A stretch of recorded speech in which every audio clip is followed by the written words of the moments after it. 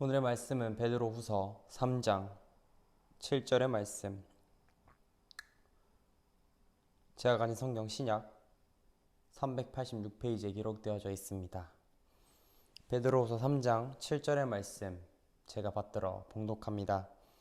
이제 하늘과 땅은 그 동일한 마음으로 불사르기 위하여 보호하신 바 되어 경건하지 아니한 사람들의 심판과 멸망의 날까지 보존하여 두신 것이니라. 아멘. 오늘 말씀의 제목은 참음이란 말씀의 제목으로 여러분과 함께 나누고자 합니다. 조바심을 내며 때로는 충동적으로 행동할 때가 여러분은 있으십니까? 저는 간혹 혹은 가끔 혹은 자주 그럴 때가 있는 아직도 부족한 사람입니다. 사람이라면 가끔은 이러한 실수를 하기 마련이죠. 이런 면이 가장 잘 드러나는 순간은 과연 언제일까요? 연애할 때? 부모님과 대화할 때? 혹은 친구들과 이야기하거나 나와 의견이 맞지 않을 때도 있을 겁니다. 제 생각에는 상황에 따라 조금 다를 수는 있겠지만 충동적인 행동의 대표적인 예로 패스트푸드를 찾는 이유가 아닐까라고 저는 생각합니다. 2015년에 미국에서 조사한 바로 따르면 국내 22만 개가 넘는 패스트푸드점에서 2천억 달러가 팔렸다라고 합니다. 그 수치를 우리나라 하나로 환산해보자면 234조에 달하는 꽤나 큰 금액을 사용하게 된 거죠. 1인당 약 72만 원이라는 거금을 사용하게 된 겁니다. 우리는 음식을 질보다는 맛을 중요할 때가 가끔 있습니다. 요즘에는 많은 사람들이 좋은 음식을 먹기 위해 노력하죠. 하지만 아직도 우리는 편리함을 잊지 못하고 패스트푸드를 찾을 때가 너무나 많이 있습니다. 저도 차로 이동할 때는 가끔 드라이브스루를 이용하면서 패스트푸드를 이용하곤 합니다. 그것이 아니어도 편안하게 먹을 수 있는 음식이라면 찾을 때가 있죠. 당연히 건강에 좋지 않다라는 인식은 가지고 있지만 이 간편함이라는 쾌락을 놓기는 쉽지 않은 것 같습니다. 그래서 그 조바심을 이기지 못하고 음식을 준비하면서 그 준비하는 시간을 기다리지 못하고 조바심에 의해서 먹어버릴 때가 많죠. 그래서 그런지 많은 사람들이 이 패스트푸드를 찾는 것 같습니다. 또한 조바심의 대표적이고 충동적인 대표적인 게 먹는 음식입니다. 다이어트는 규칙적인 운동을 통해서 식이요법도 중요하지만 운동이 매우 중요하죠. 멋진 외모를 가지고 싶고 건강한 체력을 기르고 싶긴 하지만 결국 조바심을 이겨내버리지 못하는 많은 사람들이 올바른 다이어트를 하지 못할 때가 많아요. 먹지 않는다거나 보조제를 이용해 극심한 다이어트를 시도한다든지 말입니다. 결국 스트레스를 받게 되면 그 사람들은 어떻게 할까요? 저도 다이어트를 많이 해봐서 아는데 음식으로 또 풀게 됩니다. 그래서 악순환의 연속이 되고 계속돼서 악한 길로 빠지게 됩니다. 여러분의 삶을 살면서 혹시 조바심을 가지거나 충동적으로 삶을 해서 일으킨 결과물에 의해 조금은 안타까웠던 결과는 없으십니까? 오늘 읽은 말씀 베드로후서는 지난주에 마찬가지인 유다서와 마찬가지로 거짓 교사들과 함께 살고 있는 믿음의 사람들을 격려하기 위해서 쓰여진 것입니다. 베드로후서는 선지자들과 사도들의 명령인 하나님이 자기 백성에게 주신 말씀을 기억해야만 합니다. 사도 베드로 역시 하나님이 우리 시간표가 아닌 하나님이 시간표로 일하신다는 사실을 우리에게 말해주고 있습니다. 베드로는 우리에게는 더뎌 보이는 시간도 사실은 하나님의 완벽한 때임을 말해주고자 이 편지를 썼다라는 것이죠. 그러므로 교회는 그리스도의 재림을 기다리면서 언제나 거룩하고 경건해야만 합니다. 마치 우리가 다이어트를 할 때처럼 말입니다. 그날이 언제일지는 모르지만 잘 버텨야 나의 결과가 완성되듯이 말입니다. 오늘은 그러한 참음에 대해서 이야기를 해보려고 합니다. 예수님을 믿는다는 이유로 교회가 박해를 받고 있으므로 베드로는 그들에게 편지를 보내서 예수님이 다시 오실 것이라는 진리를 확인하고 굳건하게 해야만 했습니다. 이것은 교회가 꼭 품어야 할 큰 소망의 메시지라는 것이죠. 베드로는 예수님이 가서 너희를 위하여 거처를 예비하면 내가 다시 와서 너희를 내게로 영접하여 나 있는 곳에 너희도 있게 하리라 라는 요한복음의 말씀을 베드로는 잘 들었었습니다. 아마도 이 말씀이 베드로의 마음속을 크게 울렸던 것 같습니다. 그래서 베드로는 교인들의 마음에 그리스도의 재림이라는 매우 중요한 교리가 새겨지기를 원했다라는 것이죠. 베드로는 교회의 유익을 위해 그들이 이미 알고 있는 것을 말해주려고 이 편지를 썼습니다. 그는 자신이 오래전부터 이어온 연결고리 중 하나로 여겼던 것입니다. 그가 교회에 상기시킨 것은 거룩한 선지자들이 이미 이전에 말했던 것이며 예수님이 사도들을 통해 명령했던 것입니다.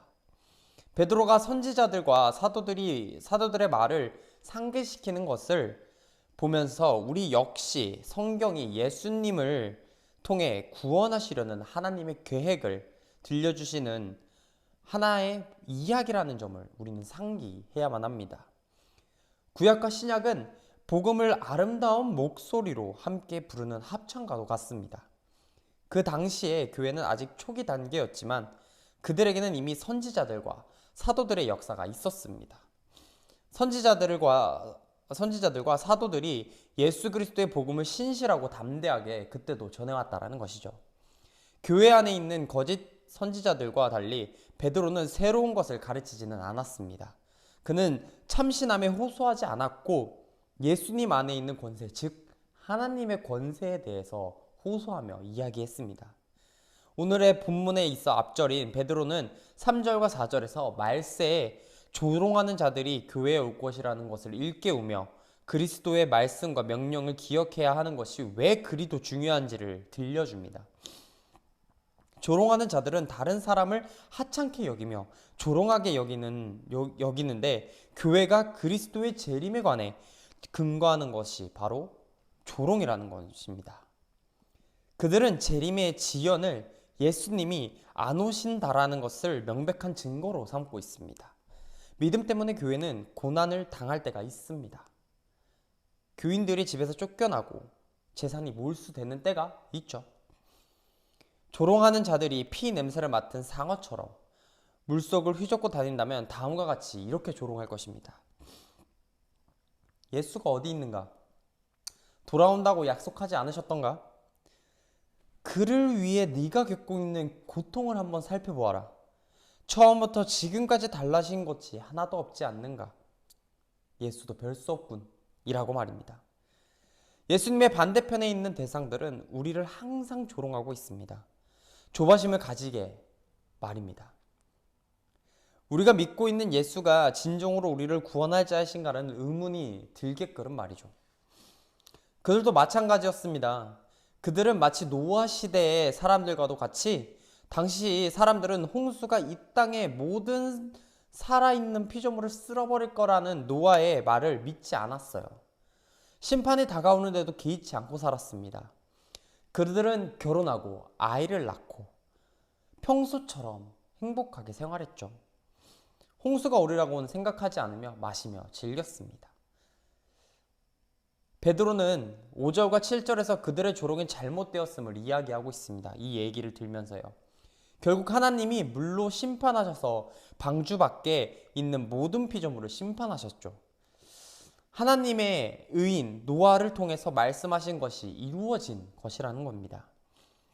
그러나 그 전에 백성들이 그들의 조롱을 회개하도록 100년이라는 시간을 줬어요. 하나님은요.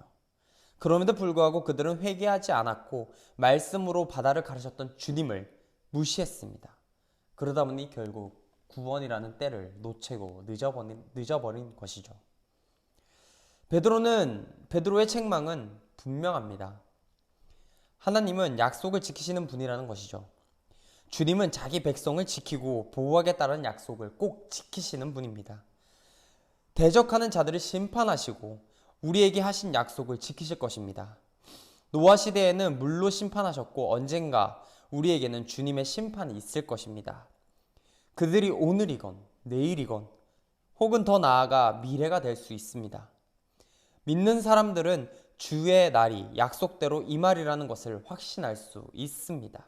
그날에 예수님이 친히 돌아오실 것이라는 겁니다.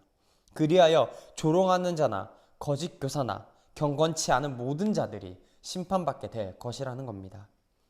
그러니 우리는 조바심이라는 것을 버리고 차분히 기다릴 수 있는 자들이 되어야만 합니다. 급하다고 해서 아무거나 다 먹고 아무거나 주워 먹다 보면 식중독에 걸리기 일쑤이며 체해서 급하게 병원을 가야 될 수도 있습니다. 기다리는 게 너무 힘들고 어렵다는 사실 잘 알고 있습니다. 하지만 주님의 사랑은 그보다도 더 오래 우리를 기다리셨고 아끼시고 챙겨주고 계십니다. 그렇기에 태초부터 지금까지 우리를 사랑하셨던 주님의 사랑을 언제나 우리는 견디고 기다려야 한다는 것이죠. 세상에 어떠한 유혹과 핍박들이 많다고 한들 말입니다. 기다리면 반드시 올 것을 알면서도 인내하며 기다린다는 것은 매우 어려운 일입니다. 더욱이 그저 하나님이 약속을 이루어 주신다라는 것이 우리 목표가 아닙니다. 우리는 기다리면서 그 시간을 그냥 허송세월로 보내는 것이 아니라 최대한 활용하며 달려 나아가야 한다는 것이죠. 기다리는 동안 주님의 목적에 따라 하나님의 사역에 동참하는 우리가 되어야만 합니다. 언젠가 예수님이 우리를 위해 다시 오실 때 잘못된 모든 것을 바로 잡으시리라는 것을 우리는 알고 있고 우리 안에 그 소망이 있습니다. 그와 동시에 예수님이 아직 오시지 않은 매일의 삶이 다른 이들에게 복음을 전해야 하는 시간임을 우리는 잘 알아야만 합니다. 그것이 우리의 삶의 목표이자 주님이 우리를 이 땅에 보내신 귀하고도 귀한 계획이기 때문이죠. 그렇게 우리는 어떻게 살아가야 할까요? 바로 여러분은 그 정답을 너무나 잘 알고 있습니다. 참음이라는 것입니다. 차분히 조금은 더디더라도 천천히 이겨내는 여러분이 되셔서 여러분의 주변에서 견디기 힘든 일들이 계속 일어난다고 한들 그것을 주님께 비판하고 비방하며 주님 더 이상 못 살겠습니다. 주님은 아무것도 왜 하지 않으시냐고 한탄하지 마시고 주님이 오셔서 우리에게 주실 기쁨을 생각해 보시며 또한 주님께서 기다리셨던 그 많은 사랑을 생각해 보시며 한 주 한 주 살아가시면서 주님의 뜨거운 사랑을 전하시는 여러분이 되시기를 간절히 되기를 다시 한번 바라고 소망하겠습니다. 다 같이 주기도문으로 예배를 마칩니다. 하늘에 계신 우리 아버지여 이름이 거룩히 여김을 받으시오며 나라가 임하옵시며 뜻이 하늘에서 이루어진 것 같이 땅에서도 이루어지이다. 오늘 우리에게 일용할 양식을 주시옵고 우리가 우리에게 죄 지은 자마다 사하여 준 것 같이 우리 죄를 사하여 주시옵고 우리를 시험에 들게 하지 마시옵고 다만 악에서 구하시옵소서. 대개 나라와 권세와 영광이 아버지께 영원히 있사옵나이다. 아멘.